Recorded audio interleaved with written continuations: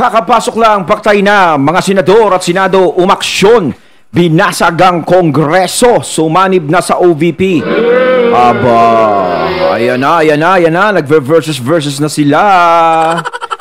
At syempre, ito po ay ang balitang ito ay nagmula kay Pinas News Insider. At bibigyan natin ng reaksyon ng balitang ito. Syempre, ito po ang inyong lingkod na si BT. So huwag na natin pagtagalin at sabay-sabay na nating panoorin ang laman ng video na hatid sa atin ni Pinas News Insider at bibigyan natin ng reaksyon ang nagbabagang balitang ito. Pasok! Ito ang balita ngayon, trending at pinag-uusapan ngayon sa mundo ng social media. Ang di umano'y balita matapos ang pananahimik patungkol sa pagtapyas ng budget at paglabas ng mga ugong-ugong na report na zero budget daw di umano ang Office of the Vice President. Mga senador, tila binasag na ang katahimikan at katotohanan. Ayan at nagsalita na at sinagot ang Kamara di Representante. Pero bago ang lahat, kung bago ka pa lamang sa aming channel, please huwag kalimutang mag-like, subscribe at i-click ang notification bell para mas maging updated ka pa lalo sa lahat pa ng bagong video na i-upload namin. At eto na nga mga kababayan, sa kabila ng tensyon sa pagitan ng Office of the Vice President at ng Kamara di Representante ay tila naniniwala ang Senado na imposibleng magkaroon ng zero budget ang opisina ni Vice President Sara Duterte para sa taong 2025. Batay daw kasi sa tradisyon ng Kongreso ay malabo itong mangyari. At sa gitna ng tila alitan ng Office of the Vice President at House of Representatives o Kamara ay sinabi ni Senate President Francis Chis Escudero na malabo na magkaroon ng zero budget ang Office of the Vice President. Ipinunto ni Senator Chis Escudero na bagamat nasa Kongreso ang power of the force ay sa haba ng kanyang panunungkulan bilang mambabatas ay di kailanman ito nangyari. Dahil sa Senado ay lusot sa committee level ang panukalang budget ng Office of the Vice President na nagkakahalaga ng 2.37 billion pesos. Ngunit sa kamay ng Kamara ay may mga nagsasabi na dapat itong i-defund o di kaya ay gawing zero budget. Ngunit naku, kaya para sa akin mas matalino talaga yung Senado.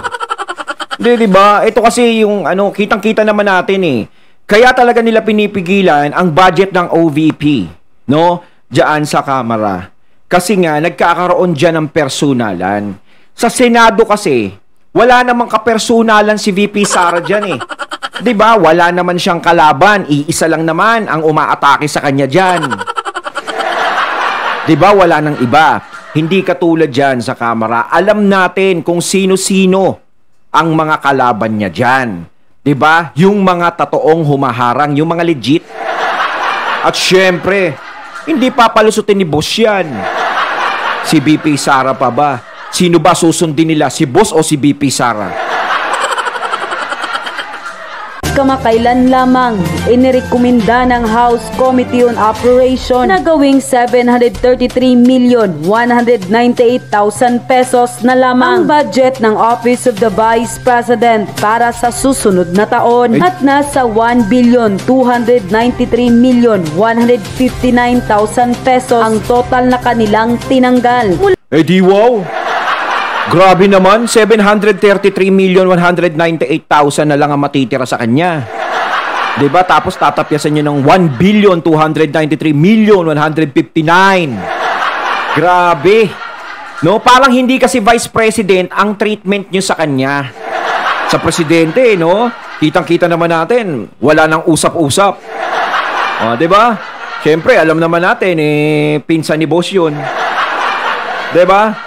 Pero si VP Sara, Vice President of the Philippines, is ginaganyan nyo. Ganyan ang treatment nyo sa Vice President. Parang ang nangyayari kasi, mas mataas pa sila sa Vice President. Di ba? Ba't di na lang kaya kayo yung mag-Vice President? Grabe, no? Ang tindi naman ng power nila, sobra-sobra. Di ba?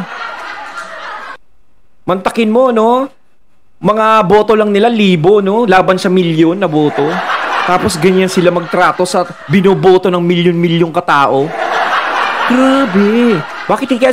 I-try nyo lang isang beses, tumakbo kayong vice president. Kapag umabot kayo ng 32 million, o kahit mga ano lang, kahit mga 16 million lang. Diba? Grabe kasi, grabe na yung pandudurog nila kay Sara Duterte. Kaya hindi natin masisi lahat ng mga tao. Katulad ko, ako din, isa ako sa mga tao na nag-oobserba dito. No, isa din ako sa taong botante, bumuboto. No? Nakikita ko kung ano yung ginagawa nyo. Nakikita ko kung tama o mali. Kasi ito mali ito eh.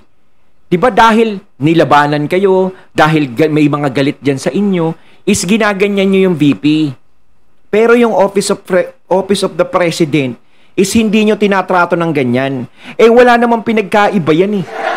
O pinagkaiba niyan, siguro presidente, talagang siya yung gagalaw talaga. Ang Vice President is nakasuporta lang.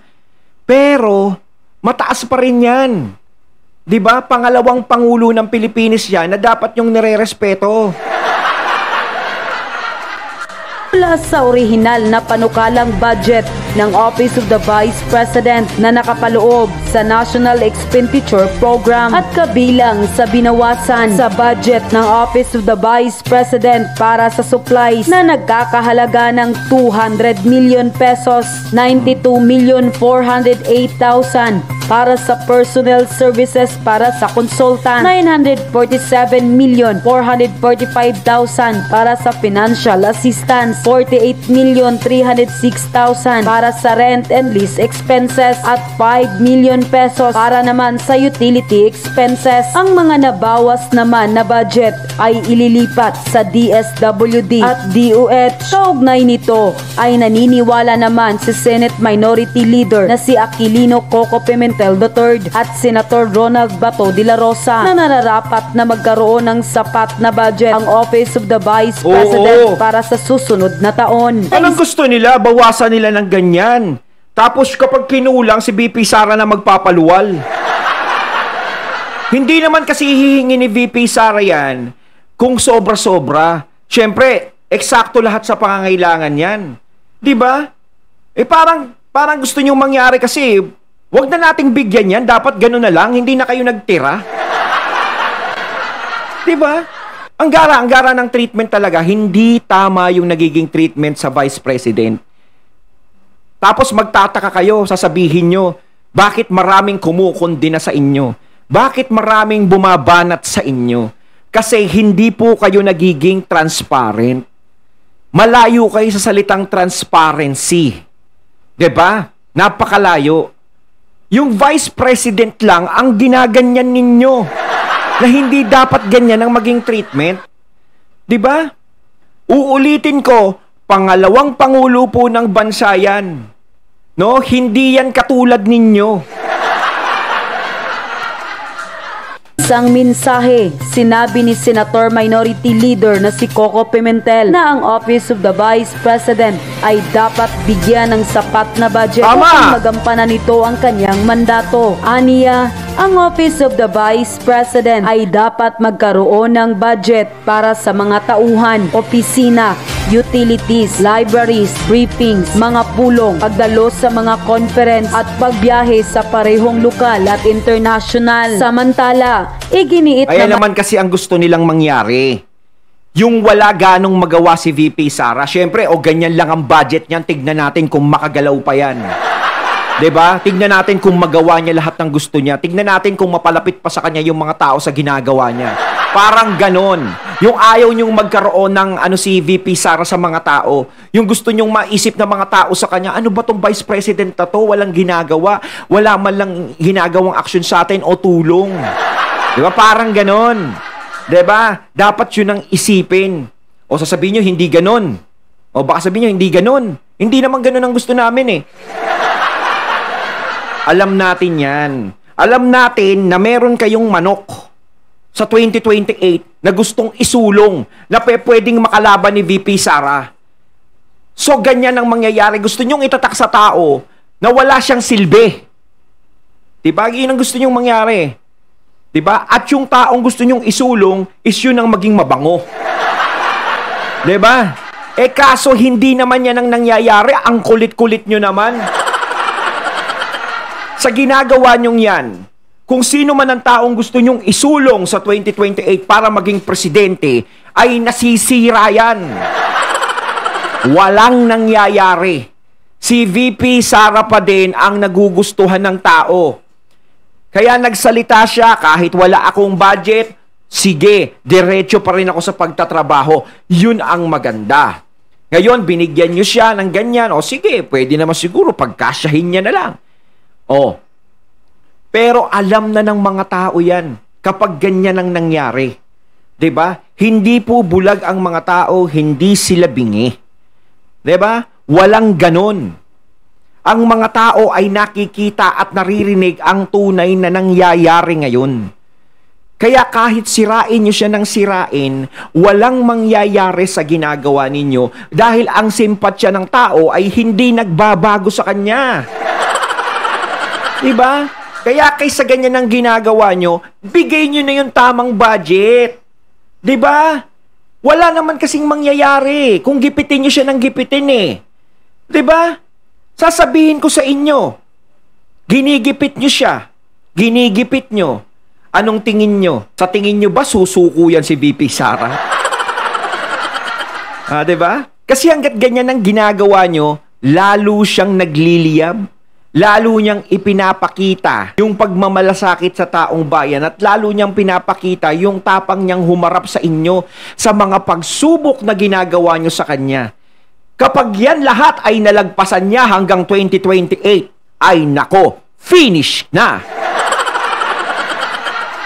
Ni Senator Bato de la Rosa na kailangan pa rin ang Office of the Vice President ng budget sa kabila ng pahayag ng Vice Presidente Sara Duterte na ang kanyang opisina ay makakagawa pa rin ng trabaho kahit naganap na mawala ng pondo mula sa Kongreso.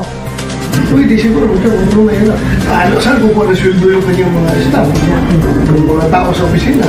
Gayunpaman, sinabi ng senador na siya ay kumpiyansa na ang nakakarami sa kanyang mga kasamahan sa Senado ay sosuporta sa 2.37 bilyong pesong panukalang budget ng Office of the Vice President para sa taong 2025. Palakpakan natin ang mga kaibigan nating senador.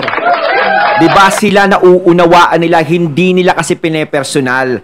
Wala silang personal kay VP Sara. So sinasabi ko nga kanina, isa lang naman talaga ang may kontra sa kanya dyan. Diba? Kaya alam nyo sa akin na sa tingin ko, kaya gusto nilang mawala yung Senado eh. Diba? Kaya sinusulong yung cha-cha-cha! Double cards! Diba? Kaya ganun eh. Kasi nga alam natin, no, ang Senado, bumabalansi yan. Diba? Katulad yan, ganyan ang ginagawa ng Senado ngayon. Diba? Sagasa yan doon sa kama. Kaya ang lumalabas dito, yung mga senador na yan, sila pa yung merong malawak na pag-iisip. Diba? Kaya nga nakakuha ng million votes dyan eh. Yung mga yan eh. Yung iba nga nag-aangas eh, wala namang million votes na nakukuha. Libo-libo lang, by district lang naman. Tapos mas maangas pa sa Senado. Sunod sa matagal ng tradisyon ng mga mambabatas na bigyan ng parliamentary courtesy ang Office of the President at ng Office of the Vice President. Yes! I am sure yung aking mga kasamang senador will stand by the time-honored tradition to top two offices of the government, Office of the President and Office of the Vice President, ay bibigyan naman yan ng kaukulang respeto. I'm sure kung aking mga kasama nito ay for the preservation of that tradition. Ang magkabilang bersyon ng Senado at Kamara sa budget ay inaasahan na aayusin sa Bicameral Conference Committee sa mga susunod na araw. Mantala, nang lumabas ang balitang ito, ay hindi naman mapigilan ng marami sa ating mga kababayan na magbigay ng kanilang hinaing at komento sa mundo ng social media. At ayon pa sa kanila, sayang ang may tutulong ng OVP satellite offices sa mga nangangailangan. Inilapit ng OVP sa taong bayan ang opisina nila para mapabilis ang pagtulong sa mamamayan. Pero pinatigil ng ilang kongresistang nagpapanggap na makabayan. Grabe kaingkit ni Martin. Kahit magtumbling pa siya, di pa rin siya mabangos sa tao. Kasi walang puso ang umiiral. Puro kaplastikan. Active lang yan ngayon kasi need pa nila magpabango. Pero pag nakuha na nila gusto nila, ewan ko na lang kung may paganyan pa. Alam nyo hindi lang naman hindi lang naman si VP Sara ang ginigipit nila dyan. Ang ginigipit nila dyan ay yung buong taong bayan. 'Di ba? Kaya sinusulong ni VP Sara yan dahil yan ay makakatulong sa taong bayan. Kaya sayang talaga yan. 'Di ba? Halos hinaharang nila yung mga bagay na pwedeng makatulong sa mga tao na gustong maging proyekto ni VP Sara. Yung gusto niyang gawin. 'Di ba? They are intentionally ignoring the fact na di kailangang mamulitika ng VP, especially na siya ang may pinakamataas na boto na nakuha in the last election. Kilala na si VP ng mga tao. Ang true purpose ng OVP, wider reach ang services dahil ito naman ang mandate na sinumpaan niya. Grabe talaga ang mga buaya sa Kongreso. Sana'y huwag makalimutan ng mga tao ang kanilang ginagawang kabulastugan. Alam mo ba bakit pinag-initan ng OVP budget in its satellite offices? Kasi nga, alam nila na maganda ang impact ng OVP social services. DHOR are the treatment that it will strengthen Inday. And if it were not for Inday, hindi magiging closer sa mga ordinaryong mamamayan ang serbisyo na kailanman hindi nangyari sa mga previous VPs. Huwag naman sa... Kasi ito yung Vice President talaga na damang-dama mo na kumikilos talaga. Hindi katulad nung yung pinaparesan kay si Glenn. Matanggal ang mga satellite office ng OVP. Maayos kasi ang mga empleyado ng OVP at saka mabilis pa sila magtrabaho. Di ka pahihirapan nila kahit sa pag-process sa mga assistant. Thanks Office of the Vice President of the Philippines. At nakaka-avail po ang father ko ng medical assistance. Dito lang sa office na ito, ang the best ang public service sa medical assistance. Bentang-benta at kalat na kalat sa social media, pati na sa mainstream media, yung sinasabi nila na ang confidential funds daw ay hindi na-audit. Hindi na-audit, tapos ang issue nyo ngayon ay notice of disallowance ang OVP sa COA? Wait. Parang hindi tumutugma. Kasi, kung hindi na-audit ng COA ang confidential funds, bakit nakapagpadala sila ng notice of disallowance about the confidential funds? The fact na may notice of disallowance, hindi ba ang ibig sabihin nito ay nabubusisi talaga nila ang pondo? See? Ganito magsinungaling at gumawa ng propaganda sila Risa Ontiveros at ang Makabayan Black, na sinusuportahan naman ng malala ni Martin Romualdez at ng administrasyon na to. Kung nagsinungaling sila last year about sa hindi na-audit ang confidential funds ng COA, ganito na naman ang ginagawa sa inyo tungkol dito sa notice of disallowance na to. Pinapalabas nila na dahil may notice of disallowance si Inday Sara, corrupt na siya, may ginawa ng illegal at kung ano-ano pa. So, kung pag nabigyan... Yun yung gusto nilang palabasin, na corrupt si VP Sara. Kaya nga, nakikita ko dito parang si VP Sara lang yung most corrupt talaga sa kanila. Sila lang yung nakakakita nun. Diba? Ang lupit ng third eye nitong mga to Pero bakit yung mga... taong bayan, hindi nakikita yon. Kayo lang yung pilit na corrupt siya. Ganito, baka ganito lang dalin, yung ganito lang dalin, sa ganito lang dalin, aksayahin, 'di ba? Marami siyang ginagawang anomalya, 'di ba? Ang lupit.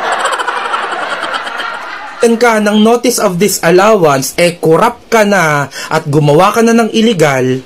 Papayag ba kayo nun mga kakamping? Si Lenny, nakatanggap din ng notice of disallowance. Papayag ba kayo doon na ini-equate ng... Hindi corrupt din siya. mga kasama nyong ilang mga kakamping ng Makabayan Black at ng mga BBM supporters at BBM aligned politicians na kapag nabigyan ka ng notice of disallowance ay corrupt ka na? Kasi kung ganon, dahil nabigyan ng notice of disallowance si Lenny, ini-imply nila na corrupt din si Lenny. Mga kakamping. Oh, sinasabi, nabigyan ng notice of disallowance si BP Sara. Sinasabi, corrupt na daw. Oh, si Lenny din pala, nabigyan ng ganyan. Nako, naku, payag ba kayo ron? Nako, kung ako, hindi ako papayag doon. Kasi, hindi pwedeng may bahid si Mama Lenny natin, di ba? Now, explain to them kung bakit hindi porket nakatanggap ka ng notice of disallowance ay corrupt ka na. Sige, mga kakamping. Ayon na mismo sa COA, nung tinanong sila ni Marcoleta, The notice of disallowance contestable. Yes, Madam Chair. It is not a final It is not the final action of judgment. COA. Opo. It is appealable. We have issued the notice of disallowance and it was received by management on August 9, 2024. August pa lang pala so they still natanggap have 6 months po or 180 days Correct. to appeal for the And disallowance. they are supposed to reply yet. Yes po, Madam How Chair. the budget was utilized. Opo. And that is part of due process. That is correct po. ulitin natin na hindi porket nabigyan ka ng notice of disallowance, that is a final judgment na. At meron ka daw 180 days o 6 months para mag-explain at hihintayin ito ng COA as part of due process.